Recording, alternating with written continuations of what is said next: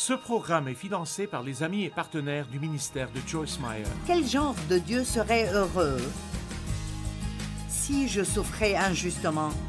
Cela ne dit pas qu'il est heureux quand nous souffrons injustement, mais qu'il est heureux si nous gardons une bonne attitude lorsque nous souffrons injustement.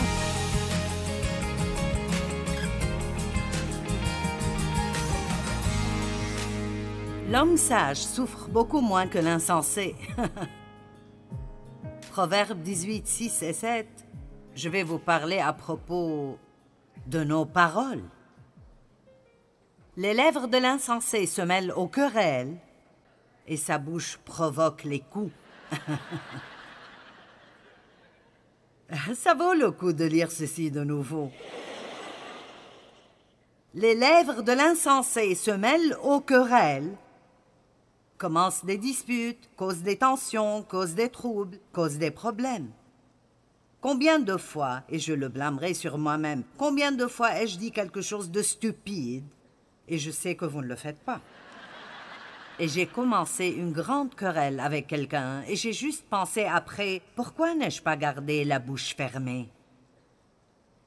C'est si difficile pour nous de garder la bouche fermée. Dieu nous a donné 2 oreilles et une bouche, donc nous sommes supposés écouter plus que nous parlons, mais nous avons échoué dans ceci. Proverbe 12, 18.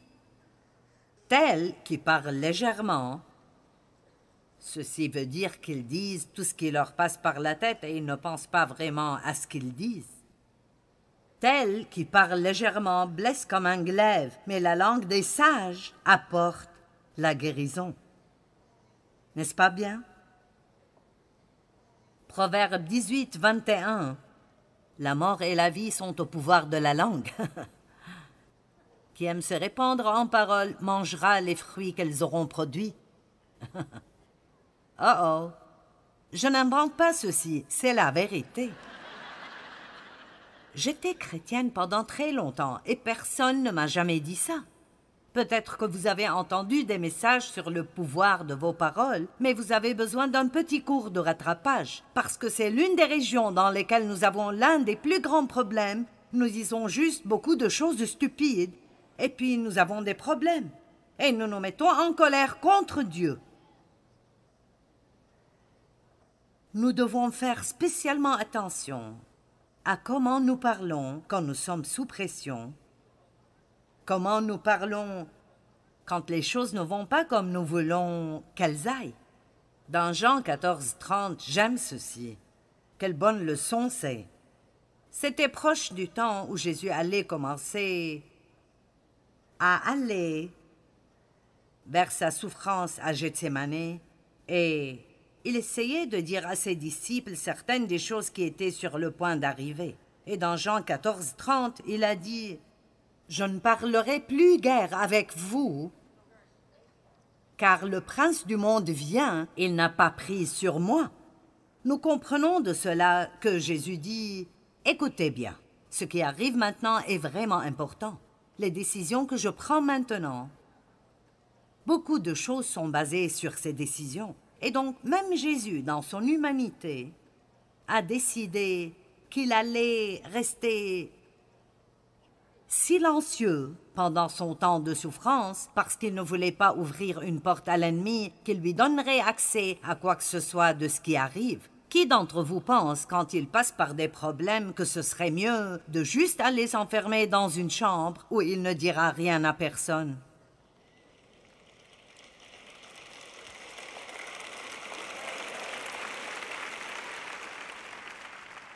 Oh, nous avons encore du temps avant de finir. Et puis j'aime cela, dans Ésaïe 53, 7.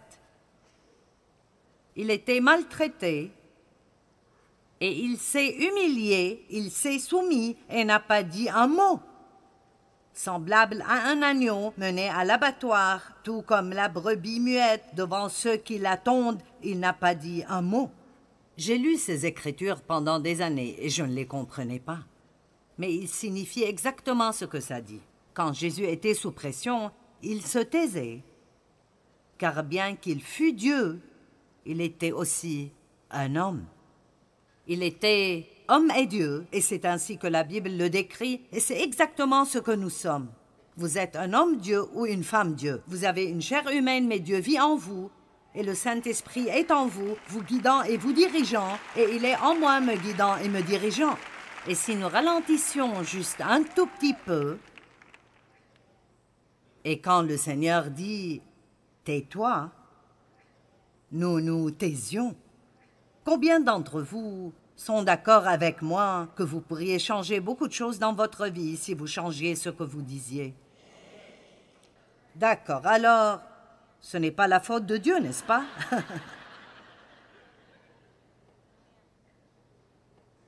Un homme sage a de meilleures choses à faire dans ces circonstances qu'un homme stupide. Une autre chose que nous ne devrions pas faire et que nous faisons, et j'essaye d'être vraiment pratique ici. Matthieu 7, 1 et 2, ne condamnez pas les autres pour ne pas être vous-même condamnés. Bien, bien, bien. Quelqu'un a-t-il réussi à... Je ne sais pas, quelle heure est-il? Environ 2h30. Est-ce que quelqu'un a-t-il réussi à arriver à cette heure de la journée sans juger ni critiquer personne? Je ne sais pas, vous avez peut-être déjà des opinions sur moi aujourd'hui. Et je suis ici pour essayer de vous aider. Eh bien, c'est la deuxième tenue qu'elle porte aujourd'hui. Je vais en avoir une autre ce soir, alors vous devriez revenir la voir.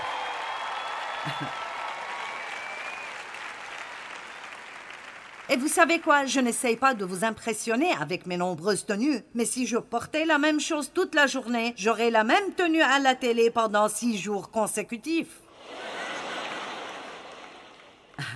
Alors je dois faire des emplettes pour la télé. Quel fardeau je porte!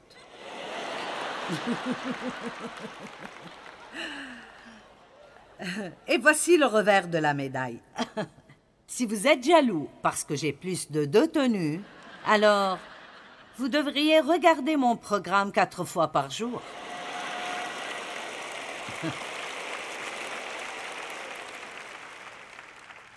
Nous avons tellement d'opinions sur ce que font les autres et nous sommes tellement pris au piège par ce que nous pensons que les autres devraient faire lorsque notre vie est bien plus désastreuse que la leur. Et si vous n'en avez pas besoin, je prêcherai à moi-même, car je suis assez avisée. Ne jugez pas, ne critiquez pas et ne condamnez pas afin de ne pas être jugé, critiqué ni condamné. Ok, alors quand vous apprenez que quelqu'un a parlé de vous, mince, ça vous rend fou. Mais écoutez, est-ce qu'il sème une mauvaise graine ou est-ce qu'il récolte d'une mauvaise graine que vous avez semée dans la vie de quelqu'un d'autre? Oh!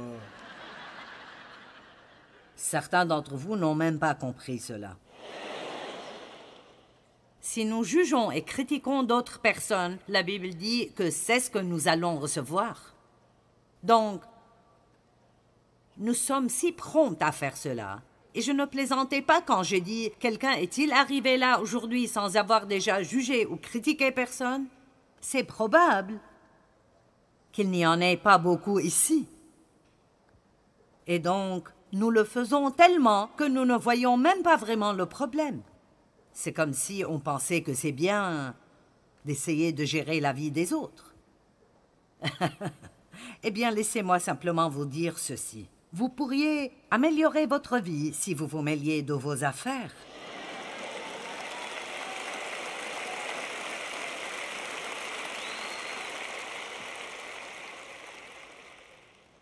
On se mêle tellement des affaires des autres. Nous avons tellement d'opinions sur ce que les autres devraient ou ne devraient pas faire. Vous éviterez beaucoup de peine si vous vous occupiez de vos affaires. Si quelqu'un fait quelque chose de contraire à la parole de Dieu, priez pour lui et n'allez pas dire à quelqu'un d'autre ce qu'il fait. Allez, c'est juste un bon enseignement clair et biblique. Et donc, voici l'essentiel. Le diable ne cherche pas seulement une porte ouverte dans votre vie, il cherche n'importe quelle petite fissure. Et plus vous aurez l'occasion de faire des choses pour Dieu, plus votre chemin deviendra étroit.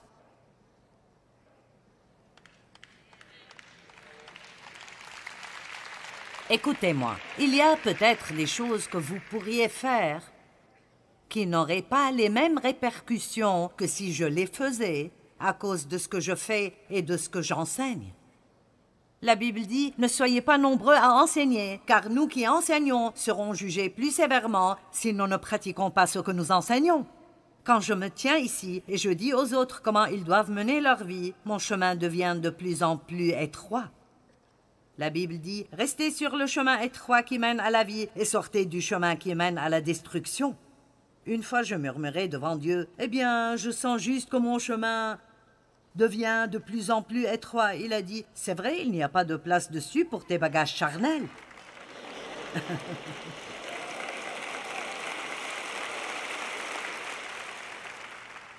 Nous voulons avoir tous les privilèges et continuer à faire des choses idiotes et ça ne marchera pas. Maintenant, Dieu nous aime toujours. Il nous aime. Mais néanmoins, un parent qui nous aime ne nous laissera pas faire toutes sortes de choses loufoques sans apporter de corrections dans notre vie. Celui que le Seigneur aime, il le châtie. Et dans l'Apocalypse, il est écrit « Réjouis-toi quand Dieu te montre tes fautes ». Dans l'Apocalypse 3, dans la Bible amplifiée, « Réjouis-toi et change lorsque Dieu te montre tes fautes, car c'est un signe de son amour. » Parfois, je pensais, « Pourrais-tu m'aimer un peu moins? Aime Dave un peu plus. » N'aimeriez-vous pas que Dieu aime votre époux un peu plus qu'il vous aime et qu'il lui dise ce qui ne va pas en lui au lieu que ce soit toujours vous? Allez, je dois m'amuser un peu pour que je puisse continuer.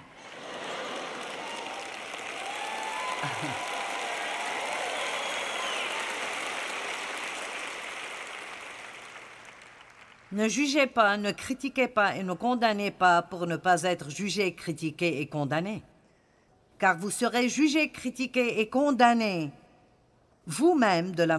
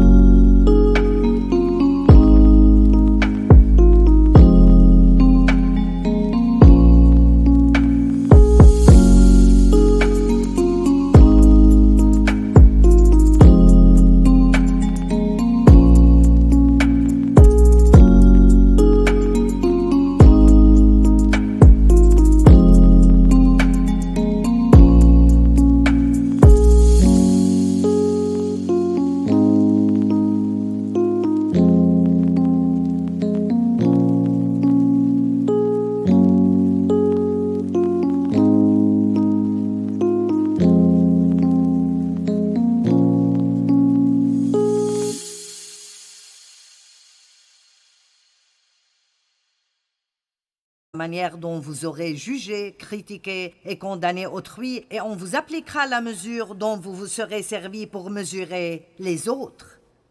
Galates 6:7, ne vous faites pas d'illusions.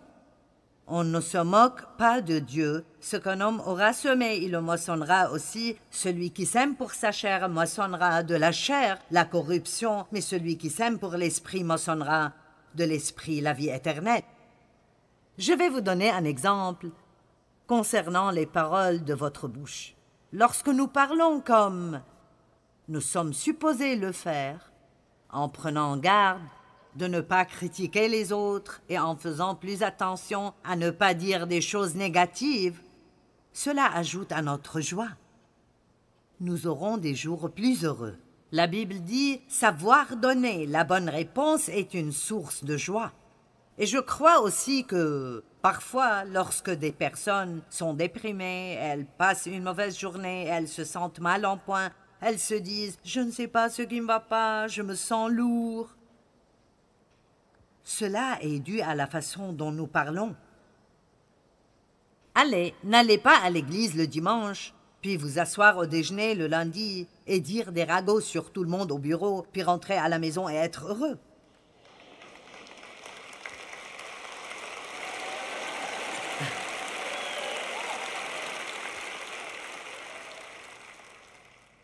Nous sommes dans le monde, nous n'en sommes pas. N'agissez pas comme tout le monde. Amen. Wouhou, nous nous amusons. Bon, maintenant, une personne peut tout faire comme il faut et toujours souffrir. 1 Pierre 2, 19 et 20 sont des écritures que je souhaiterais vraiment qu'elles ne soient pas là. Mais elles le sont. En effet, c'est un privilège que de supporter des souffrances imméritées par motif de conscience envers Dieu. Quelle gloire y a-t-il, en effet, à endurer un châtiment pour avoir commis une faute?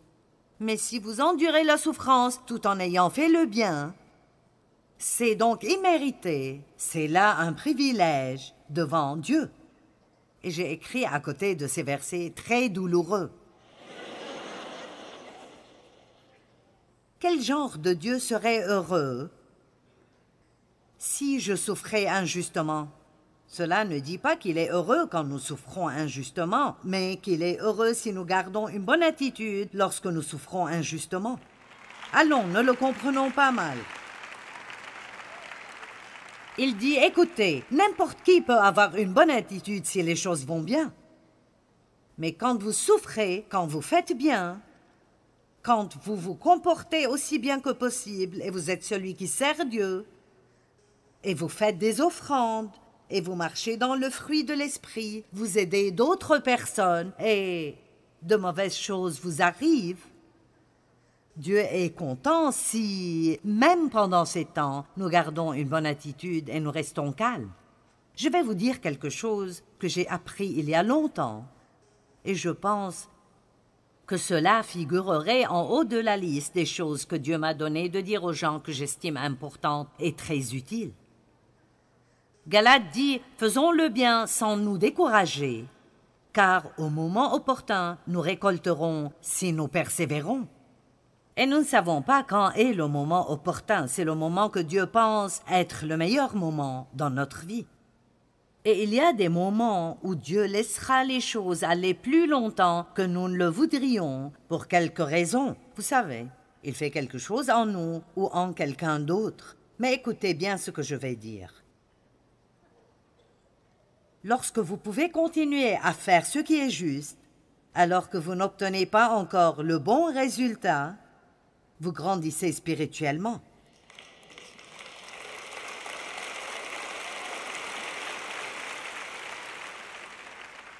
Et le fait est que lorsque vous grandissez spirituellement, cela fait vraiment mal.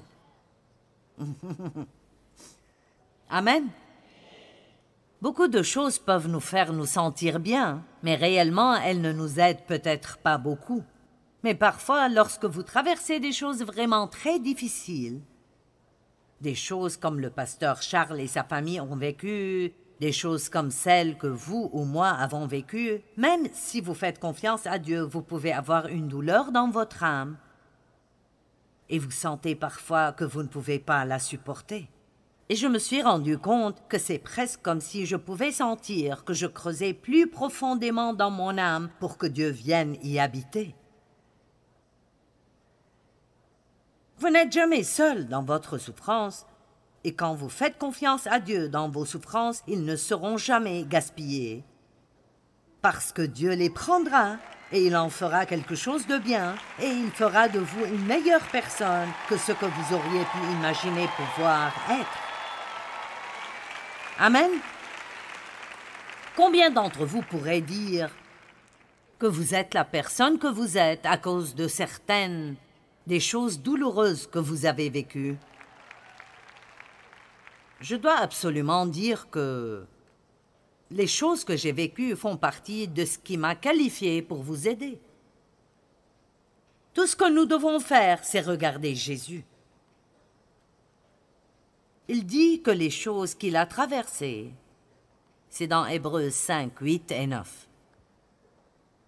Il a appris l'obéissance à travers les choses qu'il a souffertes. Comment apprendre l'obéissance quand vous n'êtes jamais désobéissant? Eh bien, il a appris le coût de l'obéissance. Et vous savez, l'obéissance coûte cher. Lorsque vous faites la bonne chose quand vous n'aimez pas cela, il y a une douleur là, et nous le faisons parce que nous aimons Dieu. La récompense peut venir plus tard, mais pour le moment, je fais ce qui est difficile parce que j'aime Dieu. Dans la Bible amplifiée, Hébreux 5, 8 et 9, il est dit qu'il a appris l'obéissance à travers les choses qu'il a souffertes et que son expérience l'a équipé. Notre expérience nous équipe. Son expérience l'a équipé pour devenir l'auteur et la source de notre salut. J'ai prêché un message plus tôt cette année et je l'ai vraiment apprécié, appelé la valeur de l'expérience. Si ce n'est rien d'autre, ce que vous vivez actuellement vous donne de l'expérience. C'est quelque chose que vous pourrez garder et que personne ne pourra jamais vous enlever. Et une chose est sûre, quand vous traversez quelque chose de dur et vous voyez Dieu vous délivrer, et vous le voyez apporter cette récompense dans votre vie, toute la douleur que vous avez traversée et toute l'attente que vous avez subie en vaut la peine quand la récompense de Dieu entre dans votre vie. Amen. Les gens qui vous font du mal devront un jour regarder Dieu vous récompenser.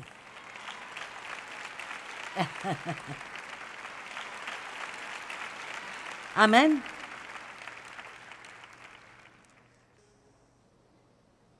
Pierre 4, 15 et 16, qu'aucun de vous n'ait à endurer une punition parce qu'il aurait tué, volé ou commis un méfait, ou encore parce qu'il se serait mêlé des affaires d'autrui. Vous pensiez que j'inventais cela, c'est ici dans la Bible. Occupez-vous de vos oignons.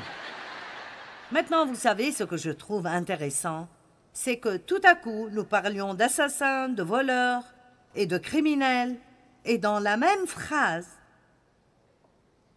il est maintenant question de ne pas se mêler des affaires d'autrui. Attends une minute, Jésus, ce n'est pas un gros problème. Oui, je parle peut-être des autres, et je devrais me mêler un peu plus de mes propres affaires, mais je n'ai tué personne, je n'ai pas volé au supermarché. Je suis une bonne personne. Non, il met tout dans la même phrase. L'une des erreurs que nous avons commises dans l'Église est que nous avons des péchés, et puis nous avons des péchés acceptables.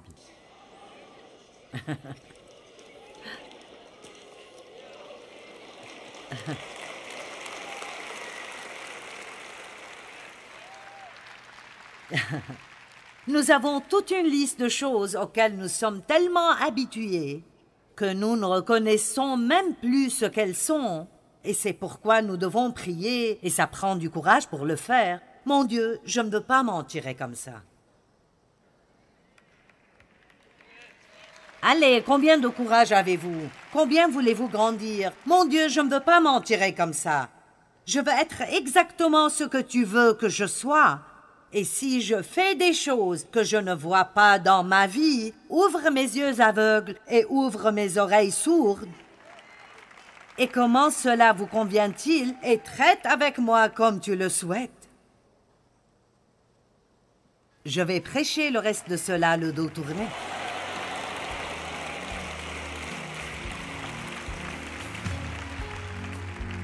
Traite-moi comme tu le voudras, mais ne me laisse pas m'en tirer avec des bêtises.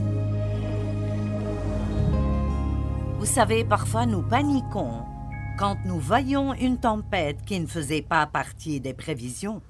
Mais il n'y a pas de panique au paradis. Dieu a un plan parfait pour nous, peu importe l'ampleur des problèmes.